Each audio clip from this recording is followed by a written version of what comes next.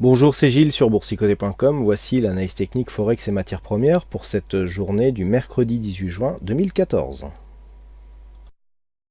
Et nous commençons par la paire de devises euro-dollar, avec donc une séance où je vous dirai à peu près la même chose qu'hier, à savoir qu'il ne s'est pas passé grand chose, toujours cette évolution ici au sein d'un range défini donc sur sa zone basse entre 1,3512 et 1,35 90-80 sur la zone haute.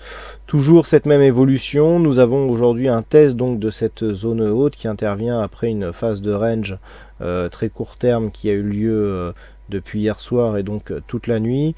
Donc pas grand chose à dire, on reste ici dans cette évolution. D'un point de vue court terme, il n'y a pas de changement. Par contre, si on élargit un petit peu la vue, ce que nous pouvons constater, c'est que si nous traçons ici des résistances et des supports, nous obtenons ce genre de choses, avec ici une résistance qui a un premier point significatif ici, deuxième point ici, troisième point ici. Et lorsque l'on se rapproche, eh bien, nous pouvons observer une cassure qui est en cours. Donc c'est assez intéressant, d'autant plus que si on regarde un petit peu sur la zone basse de cette zone d'évolution, si nous essayons de tracer là aussi des traits, puisque l'analyste graphique trace beaucoup de traits, voilà, on obtient ce genre de choses, on voit qu'on colle plutôt pas mal avec l'évolution, et nous apercevons que nous sommes ici en présence d'un biseau descendant dont nous sommes en train de faire la cassure par le haut. Donc du point de vue de la cassure, ça n'a rien d'étonnant, puisqu'un biseau est une figure dont la sortie se fait en grande majorité par le haut. Donc là on est en train de valider cette figure, et donc l'objectif d'un biseau, eh bien c'est le premier point de contact qui donne naissance à cette figure, à savoir ici ce point haut. Donc il faut attendre d'avoir de confirmer cette figure.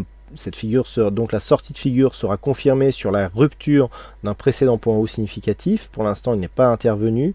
On est venu marquer ici un point haut à 1,3584, alors que le précédent point haut significatif se situe à 1,3587. Donc on est quasiment sur la même zone, mais il n'y a pas encore eu de dépassement. Et donc en cas de dépassement, on validerait ici la sortie de cette configuration en biseau, avec donc un retournement de tendance orienté à la hausse qui est tout à fait prévisible et attendu. Donc attention à ce retournement ici, cette configuration sera validée sur une cassure plus probante de cette zone de résistance qui se situe à 1,3580. Pour l'instant, on reste sous cette zone, on favorise cette continuité en range, mais vu les indicateurs, savoir ici l'attaque de zone de résistance qui ne se fait dans un contexte où il n'y a aucun surachat, favoriserait plutôt la rupture haussière et donc la continuité du mouvement qui prend forme aujourd'hui. Donc à surveiller ici cette zone, sachant que l'invalidation donc de ce scénario se ferait si nous repassions ici, donc s'il y a réintégration à l'intérieur du biseau et rupture ici de cette zone de point bas intermédiaire qui se situe à 1,3540.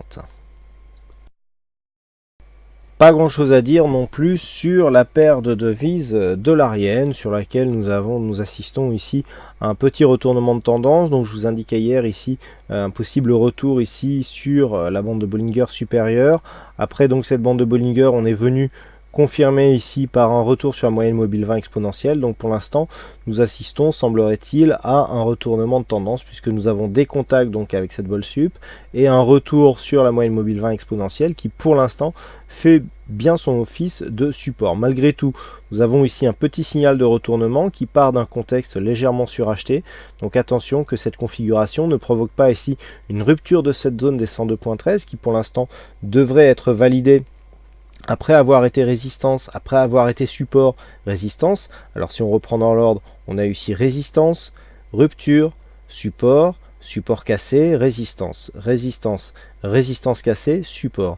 Donc on voit que cette zone ici des 102.13 est une zone majeure pour les changements de tendance. Eh bien, il faudrait donc pour confirmer cette évolution haussière, favoriser et donc confirmer le fait que cette zone des 102.13 est bien devenue support. Donc nous avons ici un double enjeu, cette moyenne mobile 20 exponentielle ici qu'il ne faudra pas casser à la baisse pour rester dans un flux haussier, et cette zone horizontale des 102.13 qui eh bien, devra rester zone de support pour favoriser une continuité haussière donc par rapport à cette tendance naissante. Du point de vue des indicateurs, on serait plutôt sur une rechute des cours, puisque nous avons ici un stochastique qui vient de se retourner et un MACD qui entame une dynamique baissière, ce qui favoriserait plutôt un retour ici sur une zone des 101,60 voire 101,50. Et enfin sur le gold, eh bien, nous assistons là aussi à un retour d'une petite tendance haussière, puisqu'après avoir marqué ici un mouvement attaqué ici cette zone des 1278 $ l'once, les cours reviennent ici sur une zone de point bas, donc zone de support qui précédemment été validée comme une zone de résistance.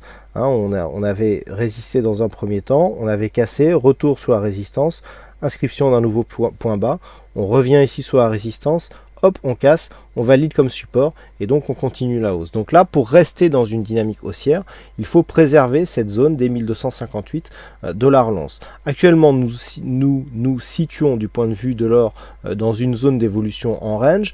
Il faut après ici ce point haut court terme, eh bien nous sommes venus directement casser la moyenne mobile 20 exponentielle, tester cette zone de bol inférieure, ce qui marque un signal de fin de dynamique, en tout cas pour ce qui est de la dynamique haussière. Donc par rapport à cette zone, le fait d'être revenu tester un point bas significatif qui était le même que lors de cette phase ici très court terme est un signal de mise en place d'une évolution en range. Donc là, actuellement, vu les mouvements que nous avons aujourd'hui, eh bien c'est le scénario qui reste à retenir, puisque l'on oscille autour de cette moyenne mobile 20 exponentielle. Donc tant que l'on reste ici entre cette zone des 1258 $ l'once et 1278 $ l'once, la tendance est neutre d'un point de vue court terme. On reste dans un contexte où le fond de tendance, donc à savoir la tendance dominante d'un point de vue court moyen terme, reste baissière, mais dans un contexte où la tendance long terme reste ici sur une sortie de dynamique baissière qui se fait au profit d'un mouvement qui, semble-t-il, devrait être haussier, mais qui doit encore être confirmé par les évolutions futures et notamment par la rupture de cette zone ici proche des 1400 $ l'once. Donc pour l'instant, on est toujours ici dans un flux plutôt court terme, et le fait ici d'avoir une remontée qui vient ici tester des anciennes zones de points bas comme nouvelle zone de points hauts irait en ce sens, à savoir une poursuite baissière, donc d'un point de vue court terme, mais là d'un point de vue donc de la configuration directe, donc on est neutre ici alors que cette zone de points hauts ici vient d'être testée et nous a donné lieu à une phase de retournement. Donc pour l'instant, par rapport au fond de tendance, il n'y a pas lieu de donner de signal de sortie. On serait plutôt même sur une phase de continuité qui serait confirmée dans le cas d'une cassure de cette zone de point bas qui se situe à 1240 $ l'once. Voilà donc ce que nous pouvons dire sur ces analyses techniques Forex et matières premières. Il ne me reste plus qu'à vous souhaiter à toutes et à tous une bonne soirée, bonne chance dans vos prochains trades, et on se retrouve dès demain pour d'autres analyses techniques en vidéo. Bonsoir à tous.